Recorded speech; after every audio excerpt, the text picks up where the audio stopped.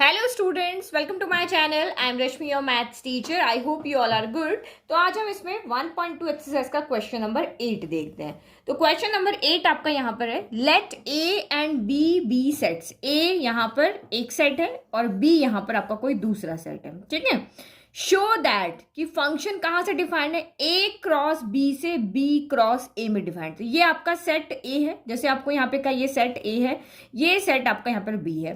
तो लेट के हमने यहाँ पे कुछ एलिमेंट ले लिए, जैसे 1 2 यहाँ पे ले लिया, यहाँ पे हमने 3 4 5 ले लिया। तो सेट ए से सेट बी में आपका रिलेशन डिफाइंड नहीं है। आपको पहले इसका ए क्रॉस बी निकालना है, देन आपको यहाँ पे बी क्रॉस ए निकालना है। तो इस सेट से इस सेट में आपका फंक्शन यहाँ पर डिफाइंड है। ए क्रॉस बी और बी क्रॉस ए, इन दोनों के बीच में फंक्शन डिफाइंड है, ए से बी के बीच में डिफाइंड नहीं है। सच दैट, और फंक्शन किस तरह से डिफाइंड है, क्योंकि अगर हम ए क्रॉस बी निकाल रहे हैं, कार्टेशियन प्रोडक्ट यहाँ पे निकाल रहे हैं, तो इसके एलिमेंट किस फॉर्म में होंगे, ए कॉमा बी ऑर्डर पेयर की फॉर्म में, इसके एलिमेंट भी ऑर्डर पेयर की फॉर्म में होंगे।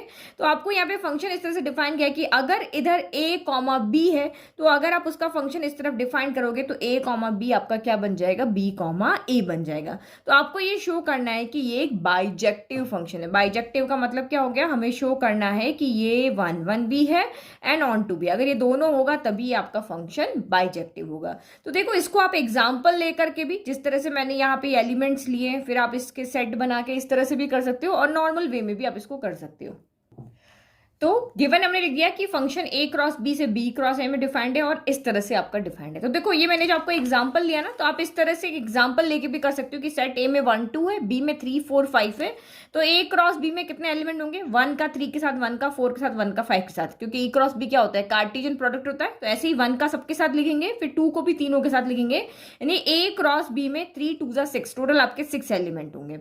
फिर बी क्रॉस ए में 3 को दोनों के साथ, 4 को दोनों के साथ, 5 को दोनों के साथ लिखेंगे, और इसमें भी टोटल 6 एलिमेंट आपके यहाँ पे, क्योंकि नंबर ऑफ एलिमेंट कैसे आते हैं, इसके एलिमेंट और इसके एलिमेंट का मल्टीप्लाई, 2 इंटू 3 यानी 6 हो गए।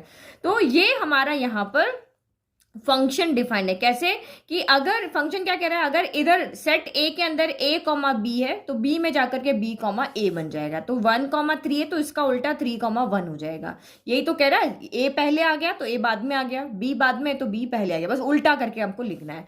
तो 1 हमने जब ये सेट बनाए हैं, तो 1 कॉमा 3 का उल्टा 3 कॉमा 1 हमें मिल रहा है, 1 कॉमा 4 का उल्टा 4 कॉमा 1 हमें मिल रहा है, 1 कॉमा 5 का उल्टा 5 कॉमा 1 मिल रहा है। तो ऐसे करके सारे की ही यहाँ पर आपको ऑर्डर पेयर मिल रहे हैं, और ये इस तरह से आपका यहाँ पर फंक्शन डिफाइन हो रहा है।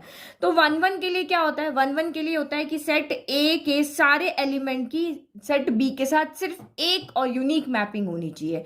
एक को जो एक बार मिल गया तो रिपीट नहीं होना चाहिए। तो आपको दिख रहा है, इसकी भी एक ही मैपिंग है, सारे एलिमेंट की एक एक ही मैपिंग है, कोई भी यहाँ पे इधर वाला एलिमेंट 2 से कनेक्ट नहीं है। तो ये आपका फंक्शन यहाँ पे क्या है, 1 1 है। फिर ऑन टू के लिए सेम आप ये लिख करके आप लिख सकते हो कि यहाँ पे वही जो हमारी डेफिनेशन है ना, उसी 1 1 की डेफिनेशन को आप करके लिख सकते हो कि सेट ए के सारे एलिमेंट की सिर्फ यहाँ पर सेट बी के साथ एक ही यहाँ पर मैपिंग है, इसलिए 1 1 है। ऑन टू के लिए, ऑन टू के लिए हमें देखना होता है कि सेट बी के सारे एलिमेंट्स की प्री इमेज जो है वो सेट ए में होनी चाहिए। तो यहाँ के सारे एलिमेंट्स ऑक्यूपाइड है, सबकी कोई ना कोई प्री इमेज यहाँ पर है। यहाँ पे यूनिक नहीं होगी, 2 होगी, एक यहाँ पे, बस ये सारे ऑक्यूपाइड होने चाहिए। तो इन सब की भी मैपिंग यहाँ पे हो रही है, तो ये भी आपका यहाँ पर ऑन टू है। तो ये तो हो गया सिंपल, अगर आपने एग्जांपल लेकर के किया तो। अब दूसरा तरीका ये कि बिना एग्जांपल के हम इसको कैसे डिफाइन यहाँ पे करेंगे, कैसे शो करेंगे कि ये 1 1 है। तो सबसे पहला जो हमारा यहाँ पे तरीका होता है, हम यहाँ पे लेट करते हैं कि f(x1) इक्वल टू f(x2) है, और इसके इंप्लाइज करके हमें शो करके दिखा दे कि x1 इक्वल टू x2 है, तो ये हमारा 1 1 है। यही हमें तरीका पता है। तो आप यहाँ पे ले लो, अगर मैं यहाँ पे x1 में इस तरह के एलिमेंट मुझे यहाँ पे लेने पड़ेंगे, तो मैं इसको a1 कॉमा b1 लेता हूँ। तो f of a1 comma b1 ले लिया, तो वो किसके इक्वल आएगा, इसके उल्टे के। तो b1 पहले आ जाएगा और a1 बाद में आ जाएगा। और अगर मैंने दूसरा एलिमेंट यहाँ पे f of a2 comma b2 लिया है, तो ये आपका यहाँ पर क्या हो जाएगा, इसका भी उल्टा हो जाएगा, b2 पहले आ जाएगा, a2 बाद में हो जाएगा। अब हम इन दोनों को इक्वल ले लें, क्योंकि x1 एक एक एलिमेंट नहीं है, यहाँ ऑर्डर पेयर की फॉर्म में एलिमेंट है, तो ऑर्डर पेयर की फॉर्म में ही हमें लेना पड़ेगा। तो अब करो f of a1 comma b1, हम ये लेट कर रहे हैं कि ये इक्वल है, और हम शो करके दिखा देंगे कि अंदर के एलिमेंट भी इक्वल है। तो ये आपका हो गया a2 कॉमा b2 हो गया। तो इसकी यहाँ से फंक्शन की क्या वैल्यू आ रही है, b1 कॉमा a1, ये आ जाएगा आपका B2 कॉमा A2, ये हो गई ना वैल्यू। अब देखो अगर ये आपस में इक्वल है तो यहां से क्या कंक्लूजन निकलेगा, पहला ऑर्डर पेयर पहले के इक्वल है।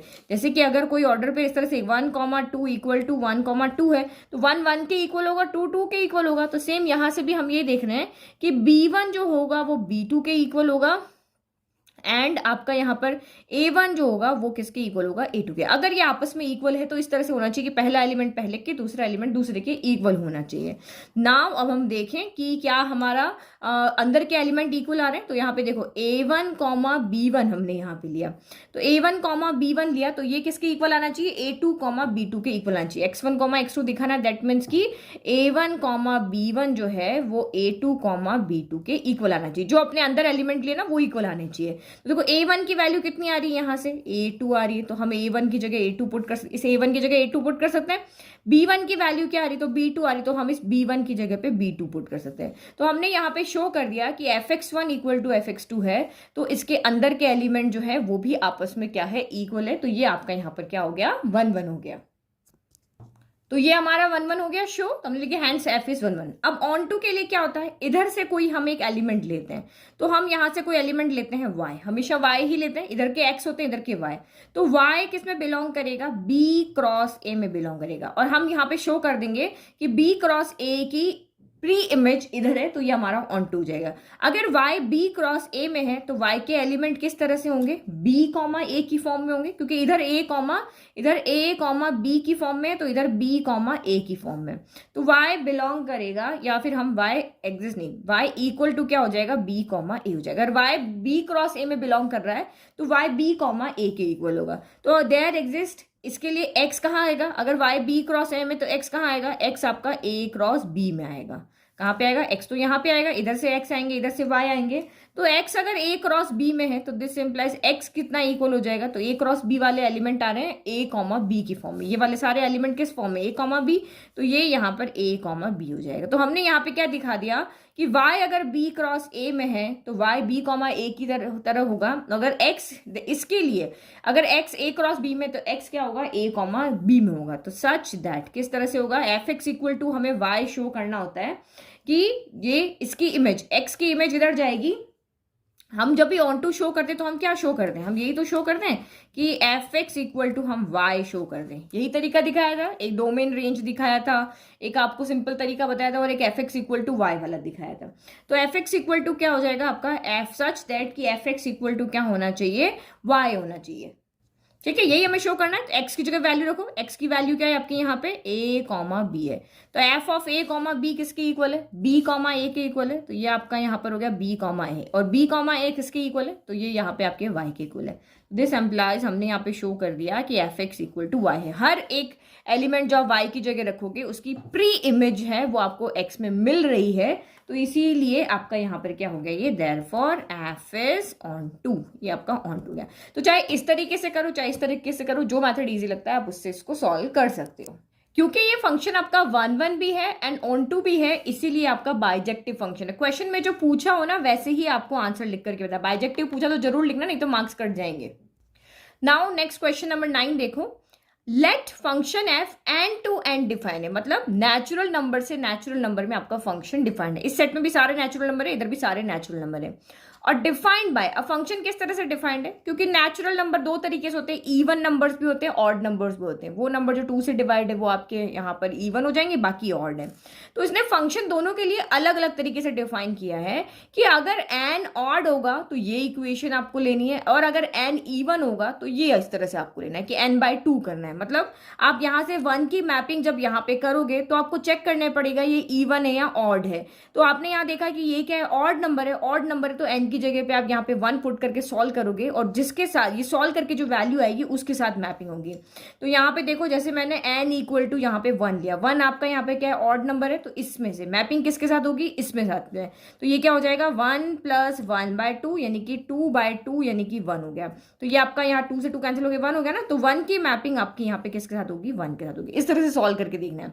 अब 2 आपका यहाँ पे क्या है, इवन नंबर है, तो यहाँ पे 2/2 हो जाएगा, जब आपने n इक्वल टू 2 लिया, ये आपका यहाँ पर क्या है, इवन नंबर है, तो आप इवन नंबर जब भी है तो यहाँ पुट करोगे, तो ये क्या हो गया 2/2, तो 2 की टेबल में भी 2 कैंसिल हो गया, 1 आ गया, तो 2 की मैपिंग भी किसके साथ हो रही है, यहाँ पर 1 के साथ हो रही है। तो इस तरह से आप मैपिंग देखोगे। जब 3 रखोगे तो 3 + 1, 3 आपका क्या है, ऑड नंबर है, तो 3 + 1 4 हो गया, 4/2 हो गया, तो 4/2 2 होता है, तो 3 की मैपिंग आपकी यहाँ पे 2 के साथ हो रही है। फिर अगर आपने यहाँ पे 4 लिया तो 4 आपका इवन है, 4/2, तो यहाँ पे भी 2 आ रहा है, तो 4 की मैपिंग भी यहाँ पे किसके साथ हो रही है, 2 के साथ हो रही है।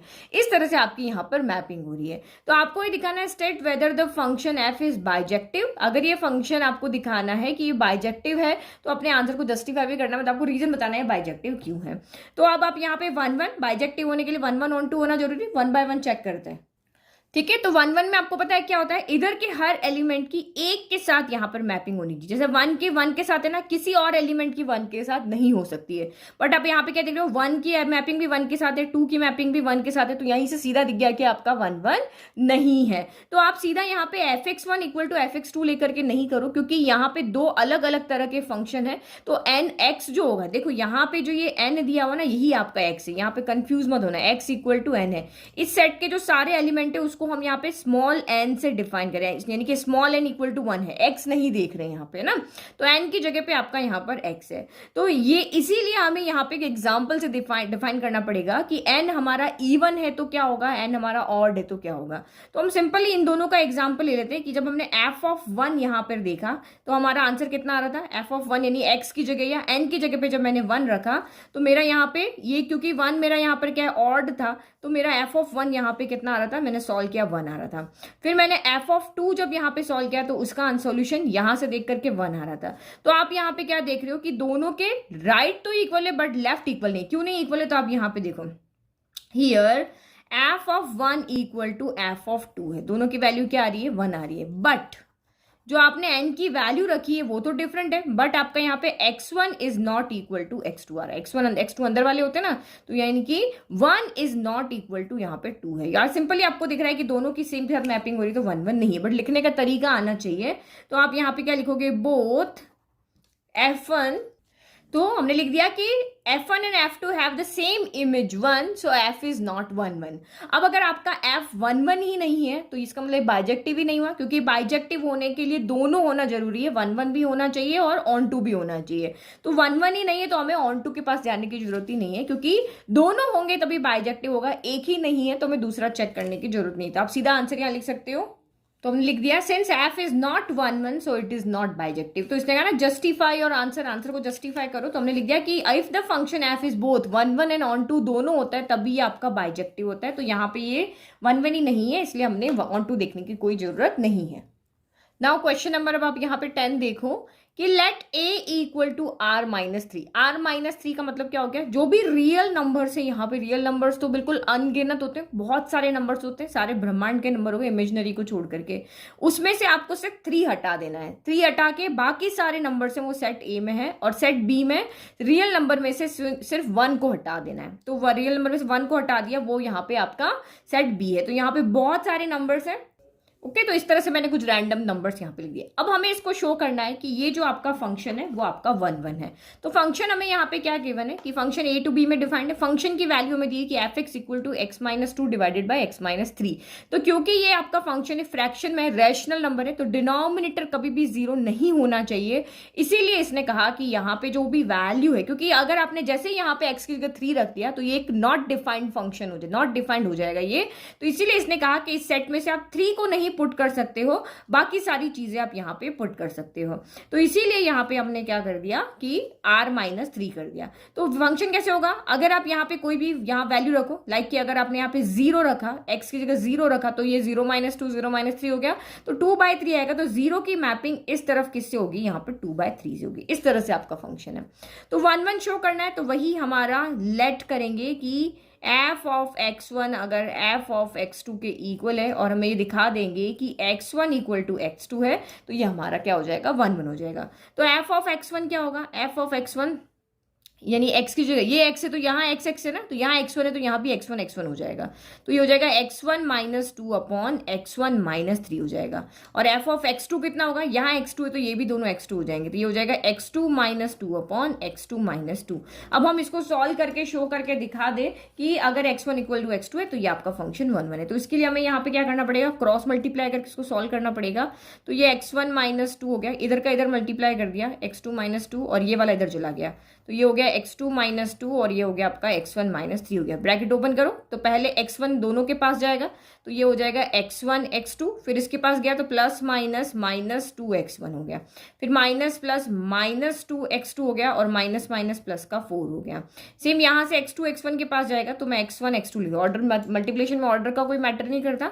तो x1 x2 हो गया, अब x2 इसके पास आया तो माइनस का 3x2 हो गया, फिर माइनस का 2x1 हो गया और माइनस माइनस प्लस तो 3 2 6 हो गया। तो अब देख लो यहाँ पे क्या कैंसिल हो रहा है, इससे आपका ये कैंसिल हो गया। फिर हमने क्या किया, यहाँ पे कुछ गड़बड़ तो नहीं की, यस गड़बड़ की है, यहाँ पे 3 रखना था हमें, ठीक है, तो मेरा यहाँ पर भी 3 हो जाएगा। तो ये आपका सारा कुछ गड़बड़ हो गया। ओके, अब मैंने सही कर दिया। तो 6 से भी आपका ये 6 यहाँ पे क्या हो गया, कैंसिल हो गया। तो अब इसको यहाँ पे सॉल्व करो, बचे हुए टर्म लिख दिया। अब x1 को x1 के साथ लिख लेते हैं, तो ये आपका हो गया, ये नेगेटिव है ना बड़ा नंबर, इसको उधर ले जाते हैं और इसको उधर ले जाते हैं। तो चलो फिर आप कंफ्यूज होगी कि x1 इधर चला गया, इसी को ले जाते हैं। तो माइनस का 3x1 पहले से, माइनस का 2x1 इधर आया तो प्लस का 2x1 हो गया, फिर माइनस का 3x2 यहाँ पर पहले से और माइनस का इधर आके आपका प्लस का 2x2 हो गया। तो 3 में से 2 गया तो यहाँ पर एक x1 बचा, लेकिन साइन नेगेटिव आएगा क्योंकि 3 बड़ा है। फिर यहाँ पे भी 3 में से 2 गया तो एक x2 बचेगा, लेकिन साइन नेगेटिव आएगा क्योंकि 3 बड़ा है। तो एक माइनस से माइनस कैंसिल हो गया। तो हमने शो कर दिया कि fx1 अगर fx2 के इक्वल है तो x1 x2 के इक्वल है।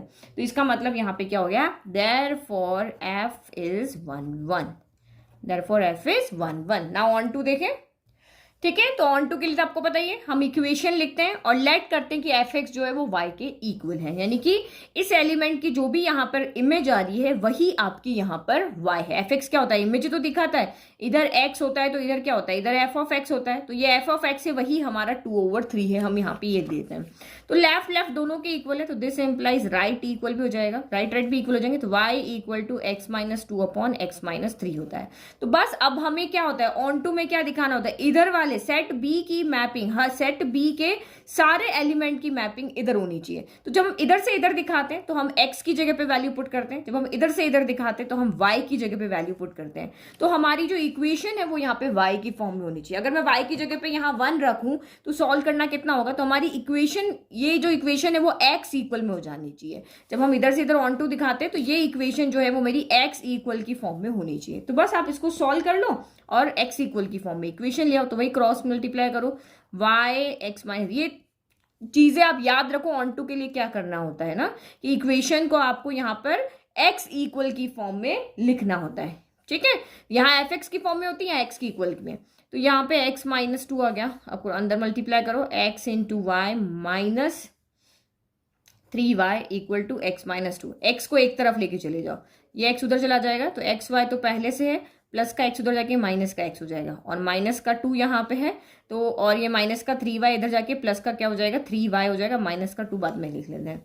तो अब यहाँ से क्या हो जाएगा, x कॉमन आ जाएगा, हमें x की फॉर्म में इक्वेशन बनानी तो x को अलग रखना है। x कॉमन लिया तो ये y माइनस क्या हो गया 1 हो गया, इधर क्या हो गया 3y - 2 हो गया, बस x को अकेला कर देना है।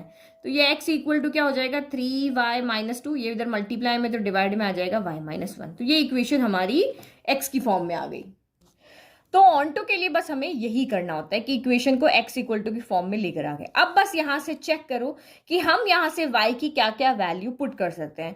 तो देखो ये भी आपका एक रैशनल नंबर है, तो y की वैल्यू आप यहाँ पे 1 नहीं पुट कर सकते हो। y की वैल्यू 1 होने पर ये क्या हो जाएगा, आपका नॉट डिफाइन हो जाएगा, क्योंकि जो हमारा ऑन टू है वो इधर से इधर डिफाइन होता है। तो यहाँ पे y की जगह पे हम 1 नहीं पुट कर सकते, बाकी सारी वैल्यू पुट कर सकते हैं। तो इसने हमें पहले ही कह दिया कि आपका जो सेट b है वो r - -1 है। r-1 यानी कि उसमें 1 नहीं है, तो बस 1 के ऊपर ही ये वैल्यू है वो आपकी नॉट डिफाइन हो रही है, बाकी सब वैल्यू के लिए ये आपका फंक्शन डिफाइन है। y की कोई भी वैल्यू आप यहाँ पे पुट कर लोगे, सारी वैल्यू के ये आपका फंक्शन डिफाइन है, तो इसका मतलब ये आपका फंक्शन क्या हो गया, ऑन टू हो गया। क्योंकि मैंने आपको जब क्लास 11th में फंक्शंस पढ़ाए थे, रैशनल फंक्शंस पढ़ाए थे, सब तरह के फंक्शन पढ़ाए थे, तो वो थोड़ा सा दिमाग में रख के हम यहाँ पे डायरेक्ट यहाँ से अपना कंक्लूजन कर सकते हैं। तो आप यहाँ पे क्या लिखोगे फिर, तो फाइनल आंसर इस तरह से लिखना है कि for y equal to 1 x is not defined but it is given that y belongs to r-1। तो जो हमारी प्रॉब्लम थी वो क्वेश्चन में दी हुई से सॉल्व हो गई। तो हम लिखेंगे thus for every y belong to B there exist a pre image. हर एलिमेंट जो सेट b के अंदर है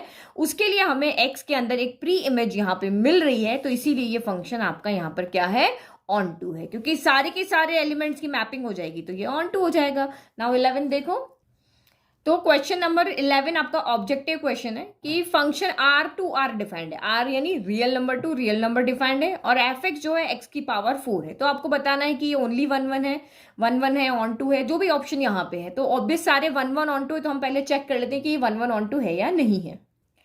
तो सबसे पहले हम 1 देख लेते हैं कि ये फंक्शन 1 है या नहीं है। तो 1 के लिए हमें वही लेना होता है, f of x1 equal to f of x2 हम यहाँ पर लेट करेंगे, और दिस एम्प्लाइज अगर हम x1 equal to x2 show कर पाए तो ये फंक्शन आपका 1 है। तो आपका रियल नंबर है, मतलब यहाँ नेचुरल नंबर है, होल नंबर है, आपके यहाँ पे इंटीजर्स हैं, रैशनल हैं और इरेशनल है। सेम यहाँ पे भी नेचुरल नंबर है, होल नंबर है, इंटीजर है, रैशनल नंबर है और आपके इरेशनल नंबर है। ठीक है, तो ये हमें देखना है कि इधर के सारे एलिमेंट की मैपिंग इधर के साथ यूनिक होनी चाहिए। कोई भी एक एलिमेंट की दो के साथ यहाँ पे या मैपिंग नहीं होनी चाहिए, दो एलिमेंट की एक के साथ मैपिंग यहाँ पे नहीं होनी चाहिए।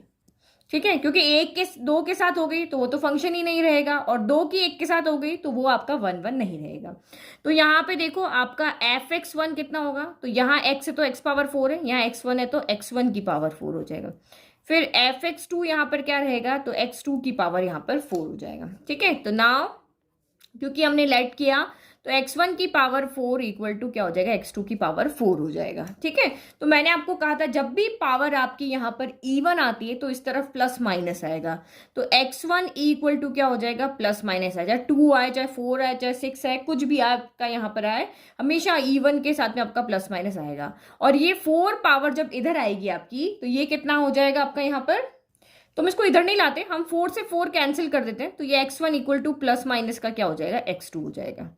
ठीक है, सिंपल ये करते, इस 4 से ये 4 कैंसिल हो गया, लेकिन क्योंकि हमें पता है प्लस की पावर 4 और माइनस की पावर 4 एक ही आंसर आता है। जैसे आप यहाँ देखो -2 की पावर अगर आप 4 सॉल्व करोगे एंड 2 की पावर 4 सॉल्व करोगे तो ये भी 16 आएगा, ये भी 16 आएगा, तो दोनों का आंसर सेम है ना, तो इसीलिए प्लस माइनस आता है।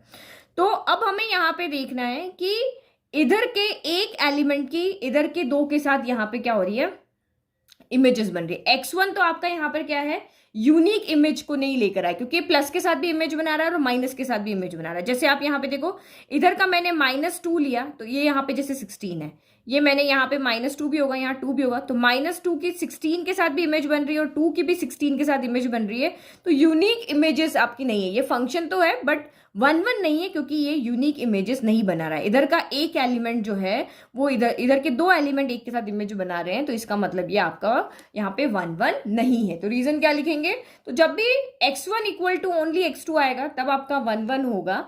ये इस तरह से प्लस माइनस यहाँ पे आ गया तो ये 1 नहीं होगा। ओके, क्योंकि सेट आपका रियल नंबर है इसलिए। अगर यही ओनली नेचुरल नंबर होता तो हम यहाँ, क्योंकि यहाँ पे नेगेटिव नंबर होता ही नहीं तो हम देखते ही नहीं, जैसे कि हमने क्वेश्चन नंबर 2 में देखा था, 5 तरह के अलग अलग क्वेश्चन थे। क्योंकि real number to real number set है तो यहाँ पे इसकी यूनिक इमेज नहीं बन रही है x1 की, इसलिए ये 1 नहीं है। नाउ ऑन टू के लिए क्या करना होता है, ऑन टू के लिए हमारी जो इक्वेशन है पहले हम वो लिखते हैं कि fx इक्वल टू x की पावर 4 है, और हम लेट करते हैं कि अगर ये फंक्शन ऑन टू है तो fx इक्वल टू यहाँ पर y होगा। ठीक है, ये जो आपकी यहाँ पे इमेज जो मिल रही है वही आपका यहाँ पर y होगा, क्योंकि लेफ्ट दोनों के इक्वल है तो राइट भी इक्वल होंगे, तो x की पावर 4 इक्वल टू y। फिर उसके बाद हमें क्या करना होता है कि हमें y की फॉर्म में, यहाँ x की फॉर्म में y है तो यहाँ हमें, जैसे ये y इक्वल इक्वेशन है ना, तो अब हमें ऑन टू के लिए इस इक्वेशन को x इक्वल की फॉर्म में लाना होगा। अभी ये इक्वेशन हमारी y इक्वल की फॉर्म में, ठीक है, तो इसको इक्वेशन को हमें x इक्वल की फॉर्म में लेकर आना है। तो ये ऑब्वियस बस पावर हटानी है, तो पावर जब आपकी यहाँ पर इस तरह तरफ आएगी तो ऑब्वियसली 4 है तो यहाँ पे प्लस भी होगा और माइनस भी होगा, ठीक है, क्योंकि x की जगह पे आप +2 रखो या वही -2 रखो, यहाँ सारी वैल्यू हम रख सकते हैं, पॉजिटिव भी रख सकते हैं, नेगेटिव भी रख सकते हैं। तो ये प्लस माइनस आएगा और ये 4 इधर आएगा, तो 4 कैसे लिखते हैं, ये स्क्वायर रूट बना के यहाँ पे छोटा सा हम 4 लिख लेते हैं।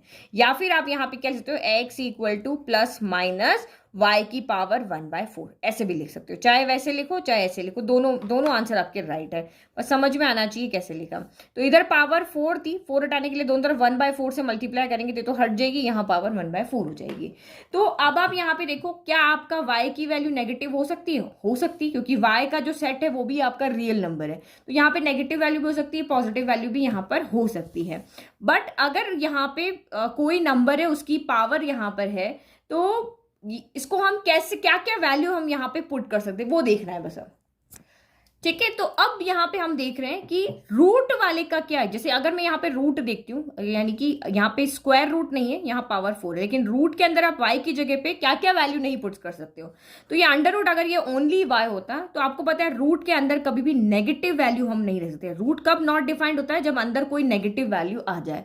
तो हमारे पास तो जो y है वो रियल नंबर का सेट है और इसमें आपकी नेगेटिव नंबर्स भी होंगे। तो जैसे ही आप यहाँ पे कोई नेगेटिव नंबर्स रखोगे और ये जो आपका रूट है, ये जो इक्वेशन है, ये आपकी नॉट डिफाइन हो जाएगी। और ऑब्वियसली जब हमारे पास है तो इसकी इमेज हमें इधर नहीं मिलेगी, क्योंकि जैसे ही आपने -2 पुट किया, -2 रूट के अंदर आया और ये नॉट डिफाइन हो जाएगा, तो इसकी हमें इधर कोई इमेज, कोई प्री इमेज नहीं मिलेगी। सारे नेगेटिव नंबर्स की इधर हमें कोई भी प्री इमेज नहीं मिलेगी, तो इसीलिए फंक्शन आपका यहाँ पर क्या हो जाएगा, ऑन टू नहीं है। क्योंकि पॉजिटिव के लिए, सारे पॉजिटिव नंबर्स के लिए आपको यहाँ पे प्री इमेज मिल जाएगी, 1 रखो, 2 रखो, 3 रखो, 4 रखो, क्योंकि यहाँ पे आपके सारे तरह के रियल नंबर है, डेसिमल्स के अंदर भी नंबर है, तो सबकी मिल जाएगी। लेकिन रूट हमेशा नेगेटिव वैल्यू पर डिफाइन नहीं होता है, तो इसीलिए ये आपका ऑन टू नहीं है। क्योंकि आप यहाँ पर अगर -3 रख दो, -3 रखोगे रूट के अंदर तो इमेजिनरी नंबर हो गया। समझ में आ गया ना? बस अब लिखना कैसे देखो। तो हमने क्या लिखा, मैंने एक एग्जांपल लिख दिया कि मैंने y इक्वल टू जो यहाँ पे -3 रखा, तो ये आपका यहाँ पे रियल वैल्यू नहीं आ रही है। तो ये नंबर तो हमारे पास इस सेट के अंदर है, लेकिन इसके लिए हमें इस सेट के अंदर कोई नंबर नहीं मिल रहा। तो हमने यही लिखा कि which is not possible as root of negative number is not real. अगर ये नॉट रियल आ रहा है तो ये भी नॉट रियल होना चाहिए, लेकिन x तो हमारा रियल नंबर है, तो इसीलिए ये ऑन टू नहीं है। तो इसका मतलब 1 1 भी नहीं है, ऑन टू भी नहीं है। तो डी ऑप्शन राइट है कि f ना तो 1 1 है, ना ही आपका ऑन टू है। नाउ लास्ट क्वेश्चन देखो, तो ये भी आपका एक ऑब्जेक्टिव क्वेश्चन है। वही फंक्शन जो है वो अगेन आपका R2R डिफाइंड है, तो इसको A सेट ले लेते हैं, इसको B ले लेते हैं, और फंक्शन आपका यहाँ पर क्या है, 3x है। तो एक सिंपल फंक्शन है ये तो सबसे पहले अगर हम यहाँ पे 1 1 देखते हैं, तो 1 1 के लिए वही हमें शो लेट करना है कि fx1 इक्वल टू आपका fx2 है। तो fx1 कितना हो जाएगा, 3 of x1 equal to 3 of कितना हो जाएगा, x2 हो जाएगा। तो 3 से 3 कैंसिल हो गया, तो this implies x1 equal to आपका x2 गया। यानी ये हम लेट करके चले थे और इससे हमने कंक्लूजन निकाल लिया कि x1 इक्वल टू x2 है, तो देयर फॉर f यहाँ पे क्या हो गया, 1 1 हो गया। ये तो बहुत सिंपल क्वेश्चन है, क्योंकि हम पहले भी इसमें स्टार्टिंग के क्वेश्चंस में कर चुके हैं। नाउ अगर अब हमें ऑन टू देखना है, तो ऑन टू के लिए हम क्या देखते हैं कि हमारी गिवन इक्वेशन क्या है, वो आपकी 3x है, और हम यहाँ पे लेट करते हैं कि ये जो इसकी fx यहाँ पे क्या होता है, इमेज होती है ना, वही हमारा यहाँ पर y है। यानी अगर आप यहाँ पे 1 रखोगे तो यहाँ पे आपका कितना आएगा, 3 × 1 3 आ जाएगा। तो यही हमारा y है, और हम ये शो करेंगे कि इसकी प्री इमेज जो है वो आपकी 1 होनी चाहिए। तो देखो लेफ्ट इक्वल टू राइट है, तो दिस एम्प्लाइज ये दोनों के लेफ्ट इक्वल तो राइट भी इक्वल हो जाएंगे, तो y इक्वल टू आपका 3x हो गया। अब आपको पता है ऑन टू के लिए हमें इक्वेशन किस फॉर्म में लिखनी होती है, x इक्वल टू की फॉर्म में लिखनी होती है। तो बस 3 को उधर लेके चले जाओ, तो y/3 इक्वल टू आपका यहाँ पर x हो गया। तो आप मुझे आप यहाँ पे बताओ, ये हमारा फिर से एक रैशनल नंबर है, तो ये कौन सी वैल्यू के लिए नॉट डिफाइंड हो रहा है, ये तो नॉट डिफाइंड हो ही नहीं रहा, ये तो सारी वैल्यू के लिए आपका डिफाइंड है, क्योंकि डिनोमिनेटर में आपका कोई वेरिएबल ही नहीं है। अब अगर आप यहाँ पे y की जगह चाहे नेचुरल नंबर रखो, होल नंबर रखो, इंटीजर्स रखो, रैशनल नंबर रखो, इरेशनल नंबर रखो, कोई भी वैल्यू आप y की जगह पे पुट करो, आपको x के साथ सॉल्यूशन कुछ न कुछ तो यहाँ पे मिलेगा कि हमें यहाँ के सारे एलिमेंट की मैपिंग इधर क्या होगी, मिल जाएगी। जब हमें सारे एलिमेंट की मैपिंग यहाँ पे मिल जाएगी, तो इसका मतलब ये फंक्शन आपका ऑन टू भी है। क्यों? क्योंकि यहाँ पे इस फंक्शन की ऐसी कोई वैल्यू नहीं है जिस पर ये नॉट डिफाइंड हो रहा है। सारे रियल नंबर्स के ऊपर y आपका यहाँ पे डिफाइंड है, तो y डिफाइंड है तो x भी आपका डिफाइंड होगा, हमें कोई कोई ना कोई प्री इमेज यहाँ पर मिल जाएगी। तो यह फंक्शन आपका यहाँ पर क्या है, ऑन टू भी है। तो इसका मतलब इसका आंसर यहाँ पे क्या हो गया, एफ इज 1 1 ऑन टू। अब लिखेंगे कैसे वो भी आपको अब तक तो समझ में आ गया कि पूरी एक्सरसाइज खत्म होगी, लास्ट क्वेश्चन है ये। ओके, तो हमने लिखे 10 for every y belongs to r, यानी कि ये आपका सेट b की बात कर रहे हैं। y बिलोंग्स टू r यानी यहाँ पे से x आ रहे हैं, यहाँ से y आ रहे हैं।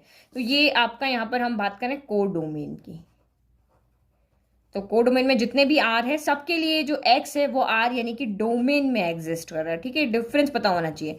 इधर के हर डोमेन का कोडोमेन में आपको एक अनेक एलिमेंट मिल रहा है, इसीलिए इस तरह से कि F X equal to Y है तो एफ यहाँ पे क्या है आपका ऑन टू गया। तो ये हमारी एक्सरसाइज 1.2 यहाँ पे खत्म हो गई। एंड आई होप आपको 1 1 ऑन टू कैसे शो करना है वो भी बहुत अच्छे से समझ में आ गया है। अब आप खुद कर लोगे। 1 1 के लिए मोस्टली हमने ये इक्वेशन लिया है और ऑन टू के लिए हमने वही एक इक्वेशन जो क्वेश्चन में वो लिया है। और F X equal to Y, अगर ये ऑन टू है तो F X equal to Y होगा ही होगा। तो यहाँ से हमने करके इक्वेशन को हमेशा एक्स इक्वल टू की फॉर्म में लिखा और उसके बाद में हमने यहाँ पे दिखा दिया कि बस आपको चेक करना होता है कि या ये सारी वैल्यू के लिए डिफाइंड है या नहीं है। डिफाइंड है तो ऑन टू है, अदरवाइज वो नहीं है। Thank you.